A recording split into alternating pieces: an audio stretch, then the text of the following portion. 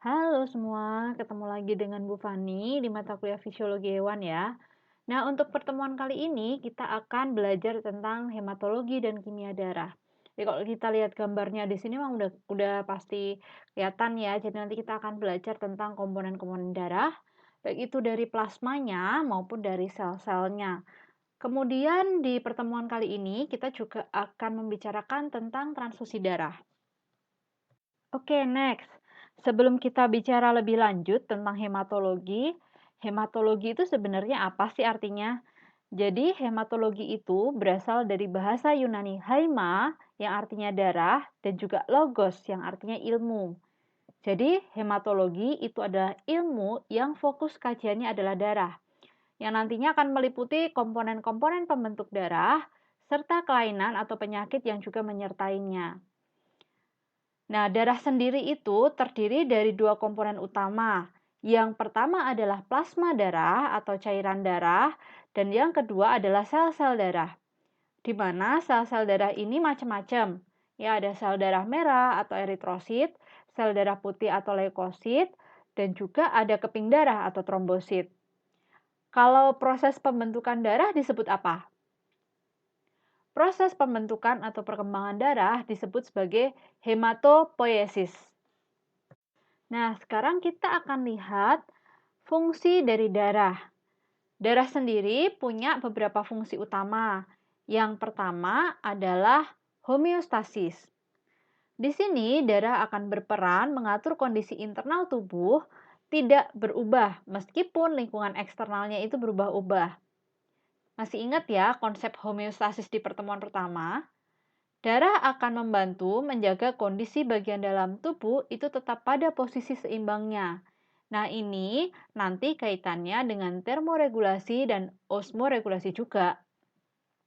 Yang kedua, sebagai termoregulasi. Nah, sebagai alat termoregulasi, darah ini berperan sebagai pengatur dan penyeimbang suhu pada tubuh kita. Plasma darah di sini nantinya juga akan berfungsi untuk mengabsorpsi panas. Ketika suhu lingkungan terlalu naik, biasanya pembuluh darah itu akan melebar ya. Kemudian darah ini akan mengalir lebih lambat. Hal ini tujuannya untuk menghilangkan panas dari tubuh.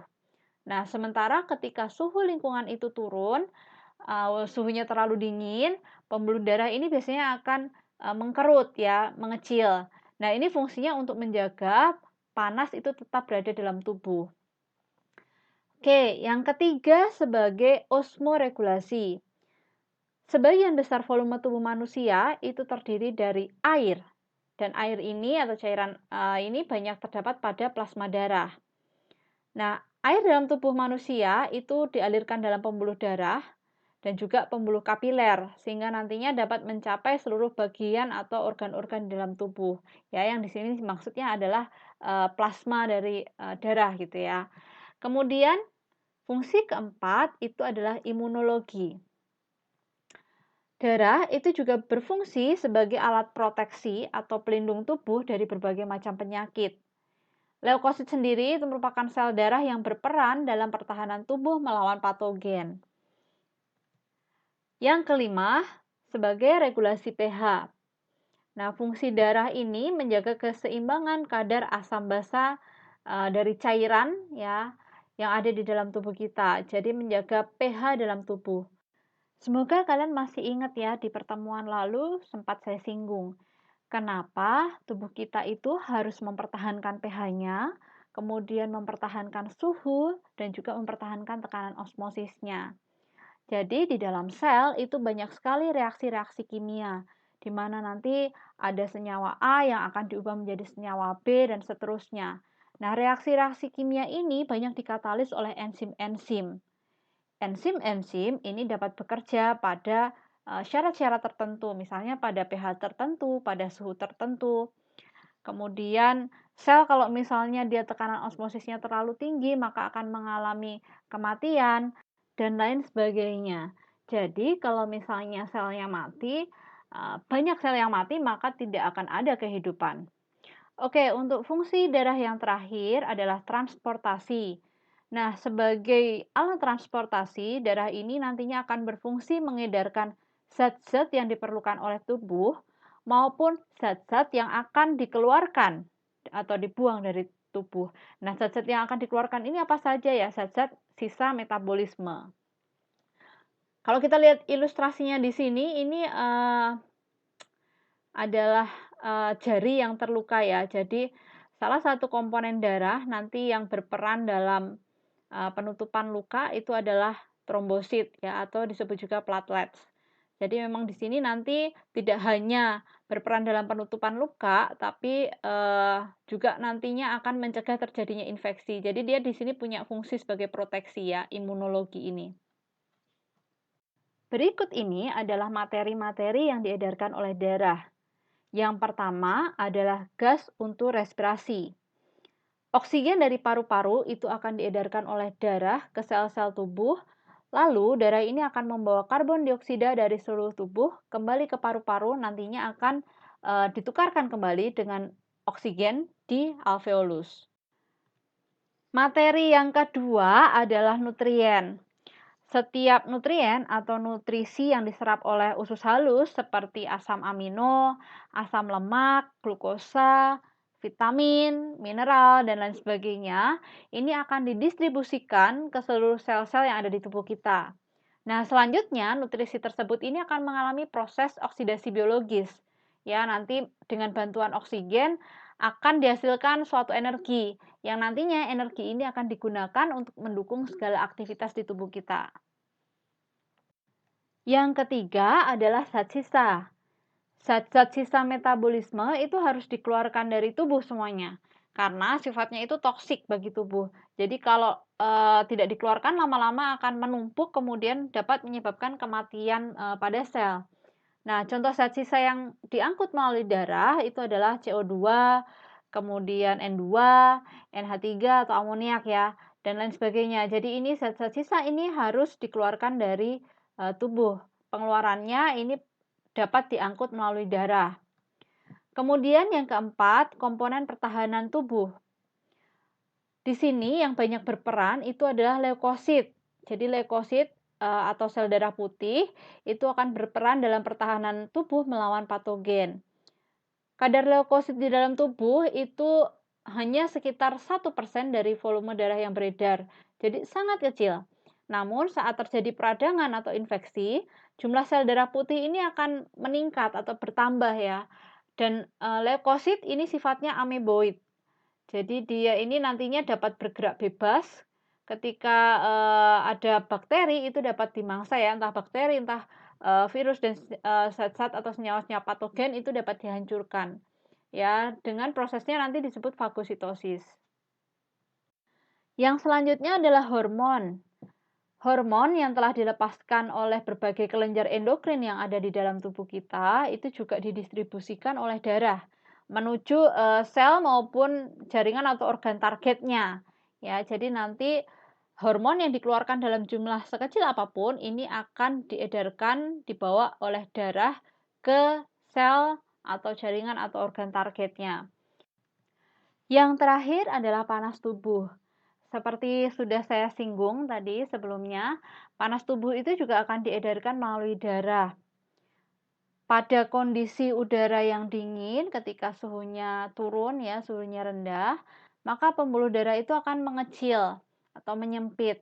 Nah, kalau misalnya pembuluh darah ini menyempit, maka aliran darah itu akan semakin cepat atau makin deras. Sehingga ini nanti akan membantu panas tubuh itu dapat lebih cepat untuk diedarkan gitu ya. Nah, kalau kita lihat ilustrasinya, jadi peredaran darah di dalam tubuh kita, ya, pembuluh darah itu digambarkan seperti jalan tol atau jalan raya gitu ya. Dimana kalau di jalan raya itu ada bermacam-macam kendaraan. Nah, tubuh kita itu pembuluh darahnya semacam jalan raya ini, jadi banyak sekali macam-macam yang melewatinya. Ada tadi gas, ada nutrisi, ada zat sisa, ada komponen pertahanan, ada hormon, ada panas tubuh dan lain sebagainya. Dan ini beredarnya tidak hanya satu arah, ya sama seperti jalan raya itu banyak persimpangan-persimpangan, ya. Jadi ini gambaran ilustrasi dari peredaran darah yang mengangkut berbagai macam materi yang diedarkan bersama darah gitu. Oke, sekarang kita akan lihat tentang macam dari peredaran darah. Kalau kita lihat berdasarkan salurannya, peredaran darah itu terbagi menjadi dua. Yang pertama adalah peredaran darah terbuka atau open circulatory system, di mana ini banyak dimiliki oleh arthropoda, insekta, aranida, dan juga krustasea. Kemudian yang kedua adalah peredaran darah tertutup atau closed circulatory system, di mana ini dimiliki oleh vertebrata, cephalopoda, echinodermata. Jadi kalau yang peredaran darah terbuka ini terutama untuk invertebrata ya. Itu tadi kalau berdasarkan salurannya. Kalau berdasarkan arah alirannya, nanti peredaran darah itu akan terbagi lagi menjadi dua, yaitu peredaran darah tunggal dan juga peredaran darah ganda. Nah, peredaran darah tunggal ini artinya darah itu akan melewati jantung itu hanya satu kali. Contohnya nanti pada ikan. Sedangkan kalau peredaran darah ganda itu artinya darah itu akan melewati jantung itu dua kali. Contohnya pada manusia, pada burung, pada amfibi gitu ya.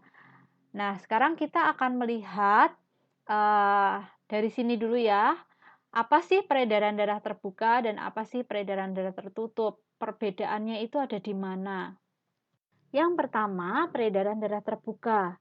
Jadi, untuk peredaran darah terbuka, darah itu tidak selalu mengalir dalam pembuluh darah.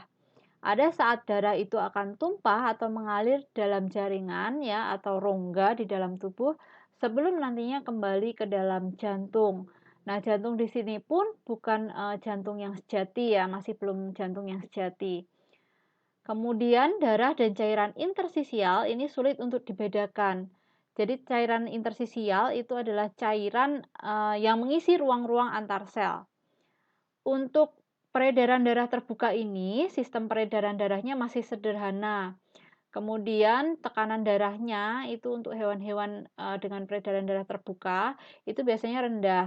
Kenapa? Karena memang metabolismenya itu juga lambat, sehingga darah itu juga mengalirnya lambat. Makanya tekanan darahnya itu rendah. Nah, ini adalah contoh dari hewan yang memiliki peredaran darah terbuka. Pada gambar di depan ini ditunjukkan gambar belalang, di mana pada belalang itu terdapat hemokoel ini ya, hemokoel. Ini merupakan rongga terbuka di mana nanti darah atau sebutannya di sini adalah hemolimfa ya. Hemolimfa itu akan dipompa. Nah, di bagian atas ini ada ostia. Ostia ini merupakan lubang ya atau saluran di jantung nanti untuk lewatnya hemolimfa. Jadi nanti akan mengalirnya dari rongga-rongga ini. Selanjutnya, yang kedua adalah peredaran darah tertutup. Jadi peredaran darah tertutup, ini darah mengalir selalu di dalam pembuluh darah. Jadi dia sudah memiliki pembuluh darah, baik saat meninggalkan maupun menuju jantung. Nah, pada sistem peredaran darah tertutup, ini memang lebih kompleks ya daripada sistem peredaran darah terbuka. Jantungnya pun sudah jantung sejati, yang nanti fungsi utamanya ya memompa darah, kemudian dia sudah punya pembuluh darah yang nantinya akan berfungsi sebagai tempat mengalirnya darah. Nah, pembuluh darah ini ada arteri, ada vena, dan juga pembuluh-pembuluh kapiler. Contohnya di sini ini ada manusia, ada ikan, ya ini termasuk organisme atau makhluk hidup dengan sistem peredaran darah tertutup. Nah, tekanan darahnya itu terutama kalau yang peredaran darah tertutup ini ya, organismenya itu memiliki tekanan darah yang tinggi karena memang metabolismenya juga tinggi. Sehingga darah itu mengalir cukup deras, makanya tekanan darahnya tinggi. Nah, amfibi, kemudian aves itu juga termasuk yang memiliki sistem peredaran darah tertutup.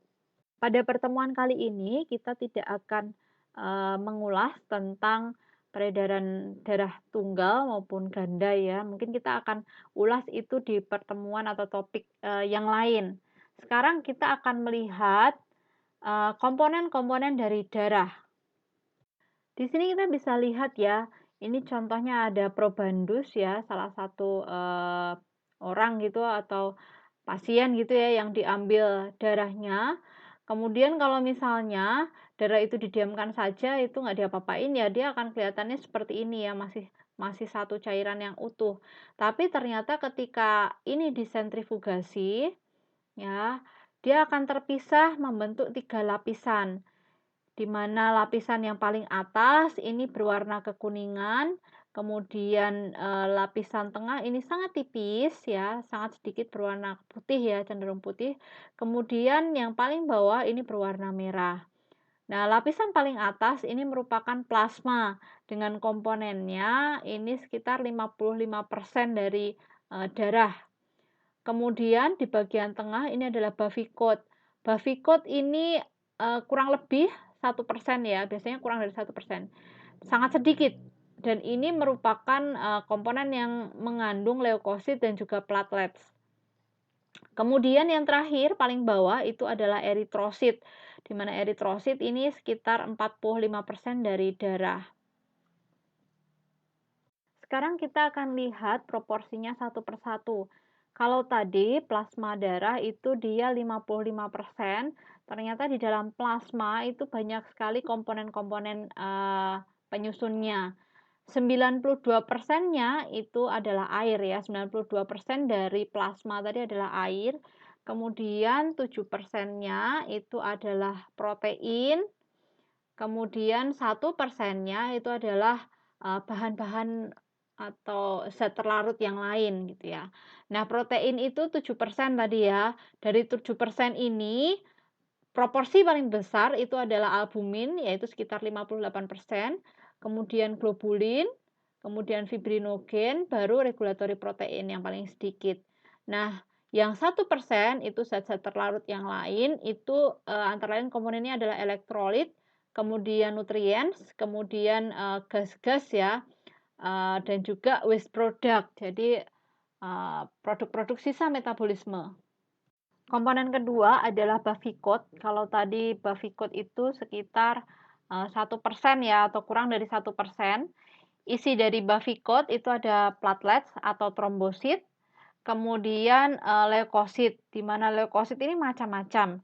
Ada neutrofil, ada limfosit, ada monosit, ada juga eosinofil, ada juga basofil. Nah, masing-masing ini punya ciri khas sendiri, punya fungsi sendiri. Kalau monosit ini memang ukurannya yang paling besar, ya, monosit itu yang ukurannya paling besar. Kemudian dari leukosit yang ada di bavikot ini, proporsi yang paling besar itu adalah neutrofil, sekitar 60-70%. Dan yang paling sedikit adalah basofil, hanya sekitar 0,5-1%. Nah, komponen yang terakhir itu adalah eritrosit. Tadi eritrosit ini menyusun sekitar 45% dari komponen darah. Eritrosit ini ketika disentrifuge dia berada di paling bawah ya lapisannya. Kenapa? Ya memang di antara sel-sel yang lain ini eritrosit ini paling berat. Sekarang kita akan bahas satu persatu ya, mulai dari plasma darah. Nah, plasma darah ini dia memiliki ciri khas yaitu berbentuk cairan dengan warna itu biasanya kuning jernih atau cairan kekuningan. Nah, sebagian besar memang adalah air. Tadi 92%-nya air, kemudian 8%-nya itu adalah zat terlarut yang ada dalam air ya. Yang 7% protein, satu lagi itu zat-zat lain ya, seperti tadi ada nutrisi, ada zat-zat sisa metabolisme, ada gas dan lain sebagainya. Nah, untuk protein itu banyak terukurnya itu sebagai protein serum sebenarnya. Lalu kalau serum itu apa sih? Serum itu adalah plasma darah yang dia sudah dipisahkan dari fibrinogen. Dan serum albumin, kemudian gamma globulin itu sangat penting perannya pada pertahanan tekanan osmotik di dalam sel gitu ya. Dan untuk gamma globulin sendiri ini juga mengandung antibodi atau imunoglobulin seperti IgM, IgG, IgA, IgD dan juga IgE. Nah, ini memang nanti punya peran penting ya dalam pertahanan tubuh terhadap mikroorganisme. Nah, plasma darah ini nanti akan menjadi medium dari sel-sel darah. Lalu apa sih fungsi dari plasma darah itu sendiri? Jadi kalau kita lihat komponennya tadi yang sangat banyak, maka fungsi utamanya dari plasma darah itu adalah sebagai transportasi. Transportasi apa? Ya transportasi nutrisi, sel-sel darah, hormon, enzim, limbah, gas, dan lain sebagainya. Juga nanti dia berfungsi untuk menyeimbangkan volume dari darah. Next adalah sel darah merah atau eritrosit. Nah, kita bisa lihat nih gambar di depan. Pernahkah kamu mendengar rumor bahwa darahmu itu berwarna biru dan berubah menjadi merah ketika menangkap atau mengikat oksigen? Nah, ini mitos ya. Jadi, darah kita itu selalu berwarna merah seperti ini. Lalu apa aja sih ciri-ciri dari sel darah merah? Nah, kita bisa lihat pada gambar, sel darah merah itu memiliki ciri khas, bentuknya ini cakram bikonkav. Jadi artinya dia ini cekung di kedua sisi. Nah, diameternya ini sekitar 7,6 sampai 8 mikrometer. Kemudian tebal bagian tepi ya karena dia bikonkav, bagian tepinya biasanya lebih tebal. Tebal bagian tepi itu sekitar 2 mikrometer, kemudian bagian tengahnya itu sekitar 1 mikrometer atau kurang. Kemudian sel darah merah atau eritrosit ini memiliki membran yang sangat tipis sehingga mudah atau sangat memungkinkan untuk terjadinya difusi oksigen dan juga karbon dioksida. Eritrosit ini tidak memiliki inti sel dan dia berwarna merah karena mengandung hemoglobin. Jadi hemoglobin itu adalah protein dan juga pigmen merah yang terdapat di dalam sel darah merah. Dan normalnya biasanya pada laki-laki dewasa ya itu sekitar jumlahnya sekitar 15,5 gram per dl. Kemudian pada wanita itu sekitar 14 gram per dl. Dan yang terakhir untuk cirinya, eritrosit ini dia sifatnya sangat elastis ya.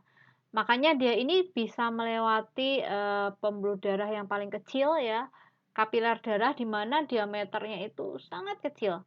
Dan dia bisa melewati itu karena dia sifatnya elastis. Jadi akan menyesuaikan ukuran dari pembuluh darah yang dilewatinya. Sel darah merah atau eritrosit itu memiliki lifespan atau umur ya atau masa hidup itu sekitar 120 hari. Nah, untuk fungsi utamanya itu saya yakin kalian sudah paham, sudah tahu di luar kepala ya. Fungsi utamanya ini untuk mengedarkan O2 atau oksigen ya dari paru-paru ke seluruh tubuh, kemudian mengangkut CO2 dari seluruh tubuh kembali ke paru-paru di mana nantinya akan terjadi pertukaran gas oksigen dan juga CO2 itu di alveolus. Nah, pada prosesnya ini nanti akan dibantu oleh hemoglobin. Kemudian eritrosit itu juga bisa mengikat glukosa.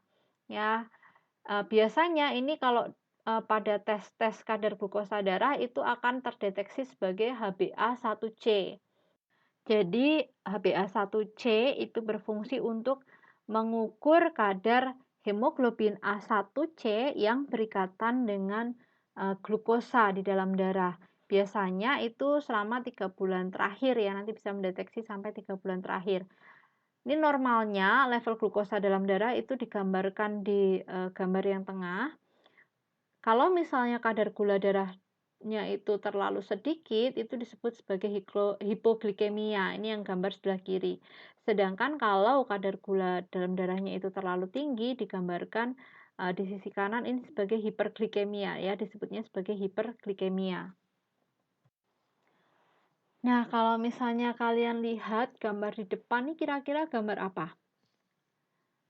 Gambar di depan ini sebenarnya menggambarkan leukosit ya atau sel darah putih. Jadi leukosit itu memiliki peran penting pada sistem pertahanan tubuh di mana sel ini memiliki ciri-ciri tidak berwarna ya atau bening. Jadi tidak benar-benar putih tapi dia tidak berwarna atau bening. Kemudian bentuknya itu tidak tetap ya atau ameboid dan ukurannya itu sebenarnya jauh lebih besar daripada sel darah merah. Pada orang dewasa, setiap 1 mm kubik darah itu terdapat 6.000 sampai 9.000 sel darah putih.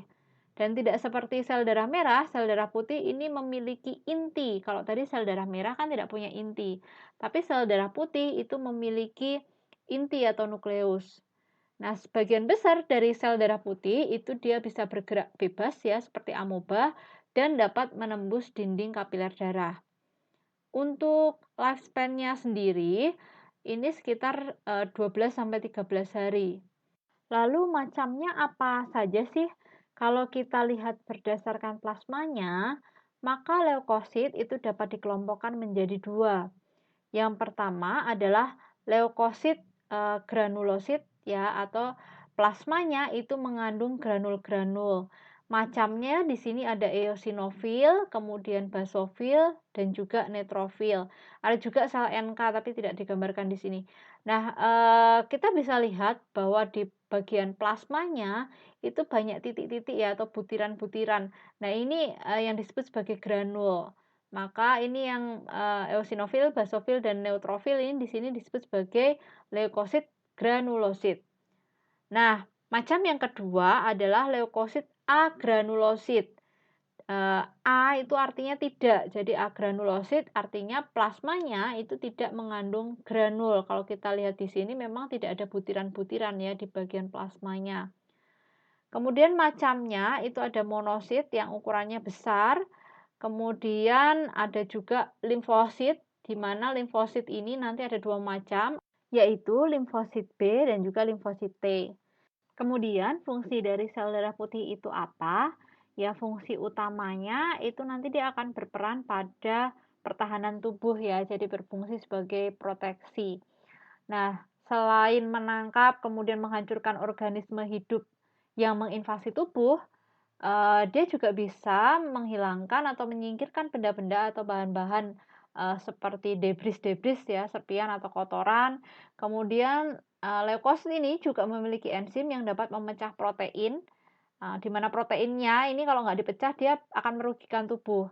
Jadi akan dihancurkan kemudian dibuang.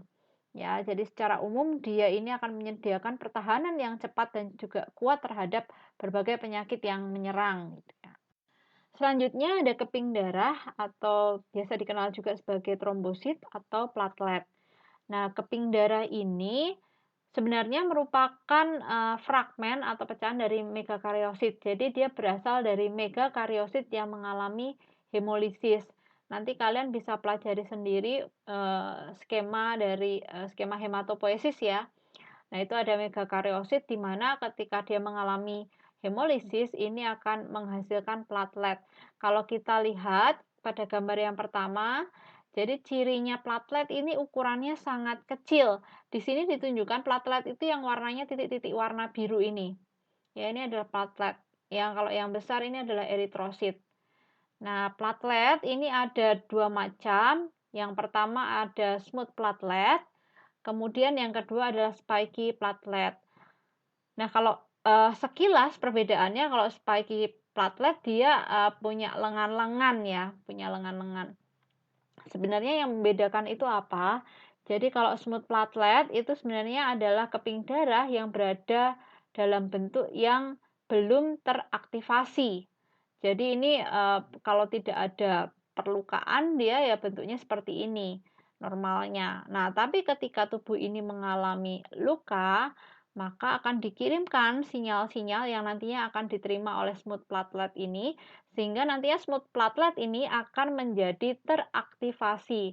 Nah, ketika dia teraktivasi, maka dia akan memiliki atau mengeluarkan ya lengan-lengan seperti ini yang nantinya akan membantu dalam proses penutupan luka.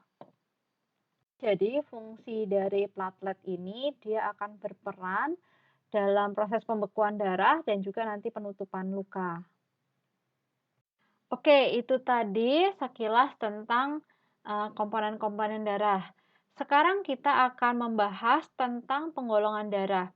Nah, darah itu dikategorikan berdasarkan ada atau tidaknya antigen pada permukaan membran eritrosit.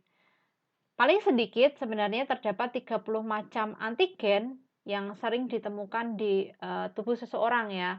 Dan antigen ini pada manusia itu dapat menyebabkan reaksi antigen-antibodi. Jadi antigen ini dapat terikat pada antibodi, khususnya nanti terjadi di membran sel.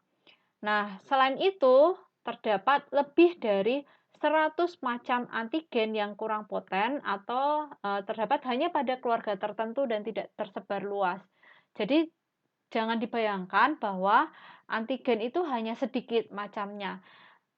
Jadi macamnya banyak sekali, yang paling sering ditemukan itu ada 30 macam, kemudian masih ada lebih dari 100 macam antigen lagi yang tidak poten, di mana kalau tadi ada 30 antigen yang sering ditemukan tadi, 2 diantaranya ini yang paling sering mengalami reaksi aglutinasi atau penggumpalan.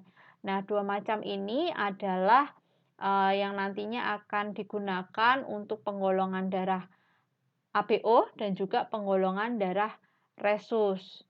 Sebelum kita bahas lebih lanjut, ada 2 istilah yang harus benar-benar dipahami ya. Yang pertama adalah aglutinogen dan juga aglutinin.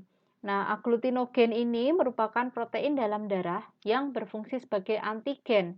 Jadi kadang aglutinogen ini disebut juga sebagai antigen. Kemudian aglutinin ini merupakan protein dalam darah yang berfungsi sebagai antibodi. Maka dia juga sering kali disebut sebagai antibodi. Next, ini adalah penggolongan darah ABO. Jadi ada 4 golongan darah dalam sistem penggolongan darah ABO. Yang pertama adalah golongan darah A, kedua B, ketiga AB, dan keempat O. Nah, di mana penggolongan ini nanti akan bergantung pada ada atau tidaknya aglutinogen atau antigen A dan B pada permukaan membran eritrosit. Nah, bila hanya terdapat aglutinogen A, maka disebut sebagai golongan darah A. Jadi kalau dia punya antigen A di permukaan eritrositnya, golongan darahnya ini A. Kemudian kalau dia punya aglutinogen B atau antigen B, maka golongan darahnya itu adalah B. Kalau dia punya antigen A dan B, maka golongan darahnya adalah AB. Tapi kalau dia tidak punya antigen A dan B di permukaannya, maka golongan darahnya adalah O. Nah, untuk antibodi di sini ini berlawanan dengan antigen yang dimiliki. Jadi kalau antigennya untuk golongan darah A itu antigennya A, maka antibodi yang dimiliki itu B. Ya, sebaliknya kalau golongan darahnya B, dia punya antigen B, maka antibodi yang dimiliki adalah anti A.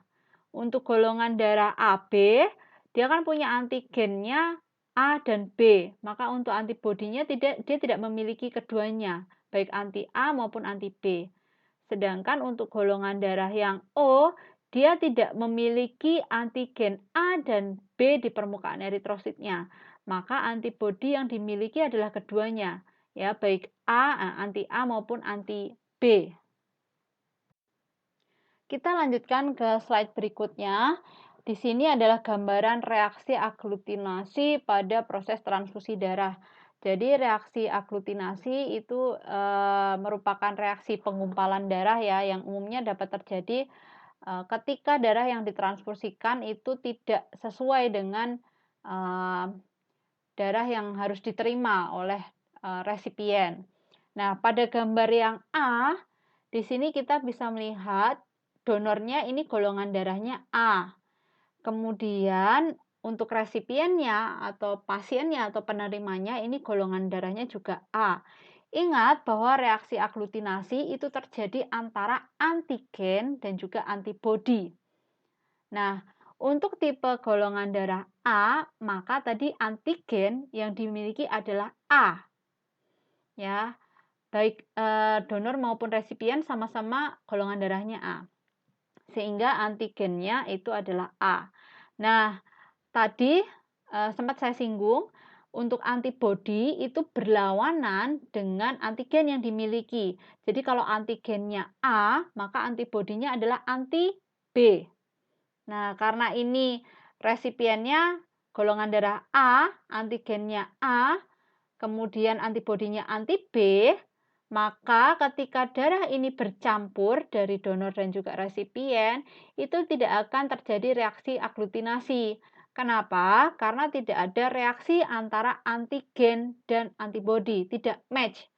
Yang di donor tadi antigennya A, kemudian resipiennya itu antibodinya anti B, kan nggak match gitu ya. Jadi ini tidak terjadi penggumpalan sehingga ini bisa dilakukan transfusi. Nah, pada gambar yang B, donor golongan darahnya itu A ya, sedangkan resipiennya golongan darahnya itu B. Untuk golongan darah A, dia punya antigen A. Antibodi yang dimiliki adalah anti B.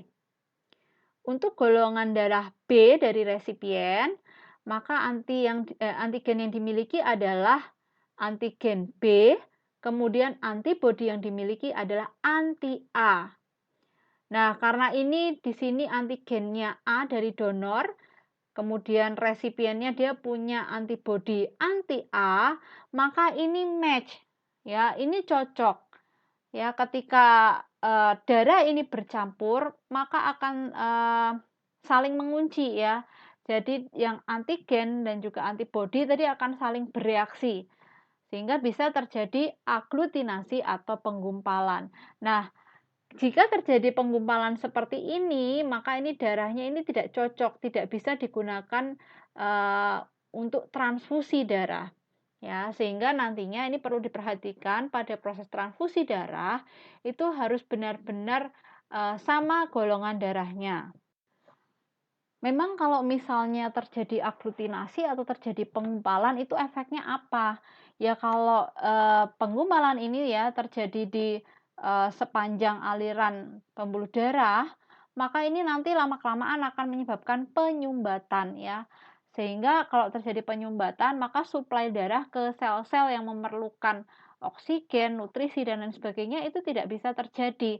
Akibatnya nanti sel bisa mati. Ya kalau selnya mati ya makhluk hidupnya juga akan mati. Itulah sebabnya kenapa tidak boleh terjadi penggumpalan atau reaksi aglutinasi pada transfusi darah. Sistem penggolongan darah berikutnya adalah sistem resus. Sekarang kita lihat keterangannya satu persatu ya. Yang pertama, resus adalah protein antigen yang ada pada permukaan sel darah merah. Kemudian sistem penggolongan ini berdasarkan resus ini ditemukan oleh Leinsteiner dan juga Wiener pada tahun 1940. Mereka yang mempunyai faktor protein ini disebut sebagai resus positif. Sedangkan yang tidak memiliki faktor protein ini disebut sebagai resus negatif. Nah, ini perlu kalian ketahui ya, sekitar 85% penduduk di dunia itu memiliki resus positif. Sedangkan sisanya itu adalah resus negatif. Dan mayoritas untuk resus negatif ini tersebar di negara-negara barat ya. Jadi tadi dari 15% resus negatif di dunia itu hanya sekitar 1% orang dengan resus negatif yang terdapat di kawasan Asia ya. Sehingga golongan ini termasuk golongan darah yang langka. Ya, orang dengan golongan darah resus negatif itu berbeda dari yang golongan darah resus positif. Dia tidak dapat mendonorkan darahnya itu secara rutin ya, atau sewaktu-waktu. Namun hanya bisa dilakukan ketika memang ada kebutuhan. Nah, ini karena untuk tadi mengantisipasi karena memang sulit mencari donor dengan golongan darah resus negatif. Nah, ini adalah gambaran untuk menentukan golongan darah seseorang itu melalui reaksi aglutinasi yang terjadi.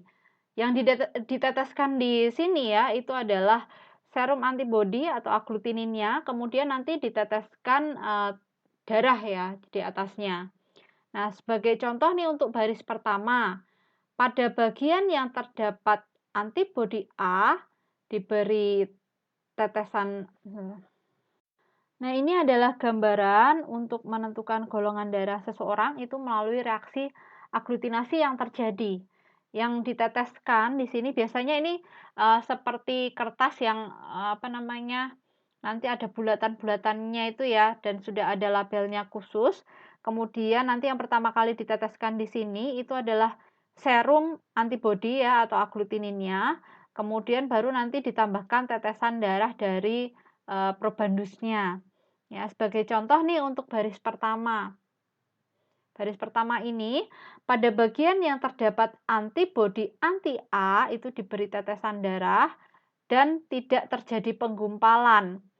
Ya, di sini tidak ada penggumpalan. Artinya, darah itu tidak memiliki antigen A. Jadi ini kan antibodi anti-A.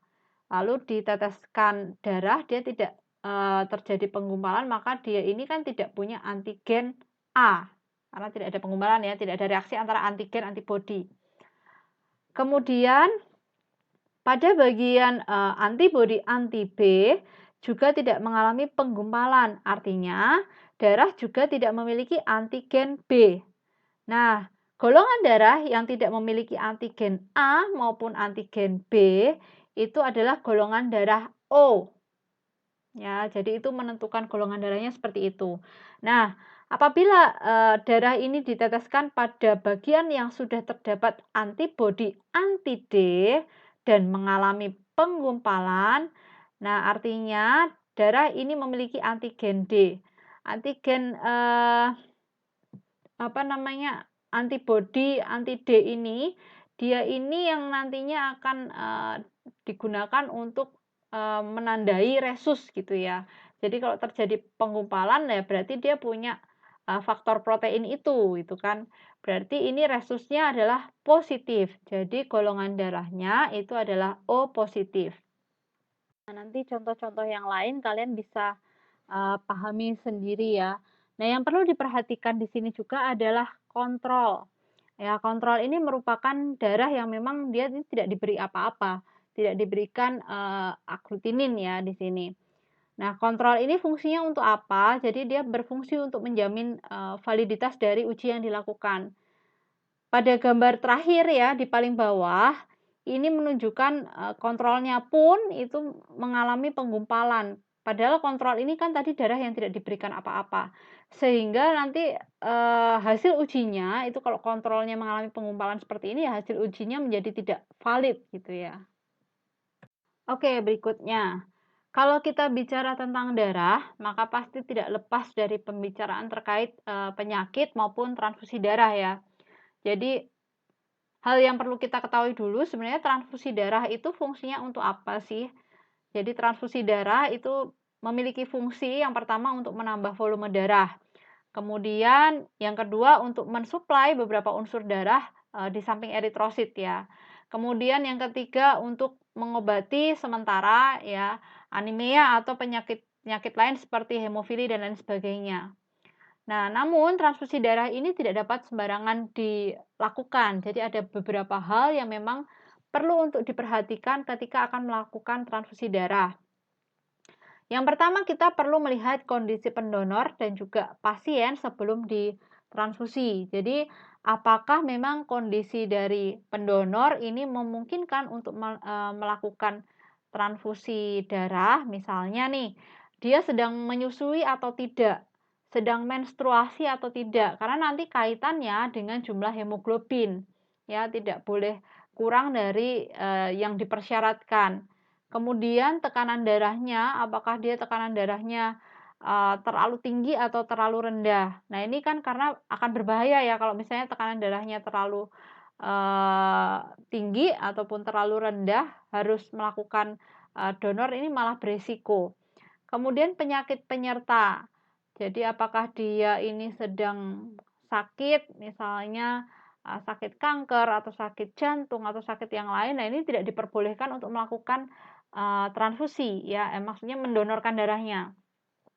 Kemudian apakah si pendonor ini juga sedang mengkonsumsi obat-obatan atau tidak? Nah, ini perlu kita pastikan terlebih dahulu karena obat-obatan itu juga banyak yang larut di dalam darah ya. Jadi untuk mendonorkan darah maka tidak boleh untuk mengkonsumsi obat-obatan apapun. Nah, selain kondisi pendonor, maka kondisi pasien itu juga perlu diperhatikan. Apakah memang si pasien ini sedang dalam kondisi yang memungkinkan untuk menerima transfusi atau tidak, gitu ya. Kemudian yang kedua adalah label darah yang dimasukkan. Nah, ini harus benar-benar diperhatikan, harus benar-benar dipastikan labelnya itu tidak keliru, ya. Kemudian golongan darah dari klien atau resipien itu juga harus diperhatikan antara pendonor dan juga pasien, ini harus sama ya, tidak hanya tadi, kita lihat dari sistem ABO-nya saja, namun sekarang itu sudah sangat spesifik sampai resusnya. Kalau zaman dulu, orang-orang mau transfusi itu mungkin tidak terlalu memperhatikan, penggolongan darah ini ya. Jadi, ketika ada orang yang membutuhkan darah, ya udah langsung donor aja gitu, apapun nanti golongan darahnya. Lalu seiring dengan perkembangan zaman diketahui ada sistem, ABO, maka, harus yang sesuai, kalau enggak sesuai nanti nggak boleh gitu ya. Kemudian, itu dianggap sebagai donor yang universal. Kalau sekarang sudah sangat spesifik, bahkan sampai resusnya. Jadi kalau misalnya, resusnya ini dia positif, ya dia tidak bisa menerima misalnya golongan darahnya ini A positif, ya sekarang dia tidak boleh menerima, donor dari golongan darah A negatif gitu. Jadi harus benar-benar sama. Kemudian yang keempat, perlu pemeriksaan, tidak hanya warna ya, sebenarnya lebih ke fisik dari bentuk fisik dari darahnya, apakah ada gumpalan atau tidak. Ya ini untuk memastikan saja sebenarnya secara visual apakah memang, kondisi darah yang akan ditransfusikan itu masih dalam kondisi yang baik. Tadi salah satu faktor yang perlu diperhatikan ketika seseorang itu akan melakukan transfusi darah atau mendonorkan darahnya, itu adalah tekanan darah. Nah, apa itu tekanan darah? Tekanan darah itu merupakan ukuran seberapa kuatnya jantung itu memompa darah sehingga dapat beredar mencapai semua jaringan tubuh. Nah, tekanan darah atau blood pressure ini dinyatakan dalam satuan mmHg atau milimeter Hg atau raksa ya. Dan tekanan darah ini ditentukan berdasarkan gaya hidrostatik. Gaya hidrostatik itu apa? Jadi gaya hidrostatik itu adalah gaya atau tekanan yang terjadi di dalam cairan. Nah, tekanan darah ini dapat berubah-ubah tergantung dari aktivitas yang kita lakukan. Misalnya nih, kita baru saja lari, ngepel, atau salto, atau aktivitas fisik lainnya ya. Ini dapat meningkatkan metabolisme yang nanti juga akan berefek pada meningkatnya tekanan darah ya. Jadi tekanan darahnya akan naik. Kemudian makanan itu juga akan, mempengaruhi tekanan darah. Biasanya makanan-makanan yang banyak mengandung kolesterol, garam, itu juga dapat meningkatkan tekanan darah. Kemudian kondisi emosional itu juga bisa memicu perubahan pada tekanan darah. Misalnya ketika kita marah, itu biasanya tekanan darahnya itu akan meningkat tajam gitu ya. Nah, darah ini mengalir dalam pembuluh darah ya, mulai dari arteri, dari vena, kemudian hingga kapiler. Dan tekanan darah ini dapat diukur dengan alat sphygmomanometer gitu ya. Nah, kecepatan aliran darah ini menurun tajam di dalam arteriola dan paling lambat di dalam kapiler.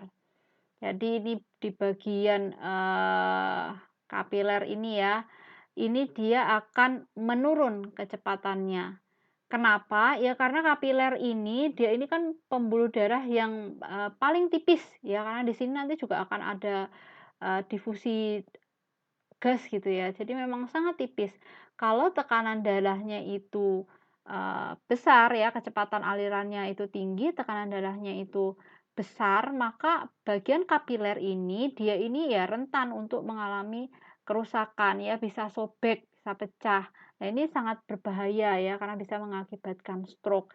Sehingga memang tubuh itu sudah secara alami dia akan menurunkan kecepatan aliran darahnya ya ketika akan mencapai arteriola ini. Jadi nanti untuk melindungi arteriola ini agar tidak rusak. Tekanan darah sendiri itu dapat terukur pada saat sistolik maupun diastolik ya. Sistolik itu tekanan darah saat jantung itu sedang berkontraksi. Jadi saat jantung itu sedang memompa darah dan normalnya itu berada pada kisaran 90 sampai 120 mmHg. Biasanya kalau anak-anak muda itu kisarannya ya 100, 110 gitu ya, 90 itu. Kemudian yang kedua diastolik, ini tekanan darah saat jantung itu relaksasi dan ini kisarannya itu pada 60 sampai 80 mmHg. Ini adalah gambaran alat sphygmomanometer yang biasa digunakan untuk mengukur tekanan darah ya. Nah, kalau di gambar yang sisi kiri ini, kita bisa melihat ilustrasi bahwa tekanan darah yang tinggi itu juga dapat disebabkan oleh penumpukan lemak yang terjadi di sepanjang pembuluh darah. Dan penumpukan lemak ini lama-lama dapat menyebabkan penyempitan pada pembuluh darah, sehingga nanti aliran darahnya itu jadi terhambat. Nah, karena aliran darahnya itu terhambat, pembuluhnya menyempit, maka alirannya itu menjadi lebih deras. Ya ini yang menyebabkan, jantung itu kan harus memompa darah itu lebih kuat ya, biar dia bisa lewat. Sehingga nanti ini tekanan darahnya itu jadi terukurnya itu menjadi, tinggi. Ya, semakin sempit saluran, maka, arusnya itu makin deras ya, tekanan yang diperlukan untuk memompa, darah agar bisa lewat itu jauh lebih tinggi. Sehingga ini disebut sebagai tekanan darah tinggi. Dan ini biasanya harus hati-hati pada orang yang sudah lanjut usia ya, karena semakin bertambahnya usia, pembuluh darah itu akan perlahan-lahan kehilangan elastisitasnya. Ya tidak hanya karena faktor genetis, tapi juga memang karena makanan yang dikonsumsi itu juga sudah bermacam-macam. Nah, kalau misalnya ini elastisitas pembuluh darahnya itu sudah berkurang, ditambah dengan terjadinya penumpukan lemak yang menyebabkan penyempitan pembuluh darah, maka jantung itu harus ekstra keras dalam memompa darah ini agar bisa lewat. Nah, kalau misalnya dia ini menekan terlalu kuat, jantungnya memompa terlalu kuat, tadi pembuluh-pembuluh tipis ya, seperti pembuluh kapiler itu menjadi, rentan atau mudah pecah. Nah, itu yang nantinya bisa menyebabkan, serangan jantung atau, stroke ya, karena pecahnya pembuluh darah ini. Pada gambar di depan, ini ditunjukkan peak atau puncak dari sistol dan juga diastol. Nah, pada grafik itu terukur tekanan darahnya yang sistolik itu pada kisaran 120 mmHg, kemudian untuk diastoliknya itu pada kisaran 80 mmHg. Ini masih dalam rentang yang normal ya untuk rentang 120/80 mmHg. Oke, untuk hari ini cukup sampai di sini dulu. Kita akan belajar topik-topik lain pada pertemuan berikutnya. Semoga apa yang saya sampaikan hari ini bermanfaat untuk kalian semua. Terima kasih.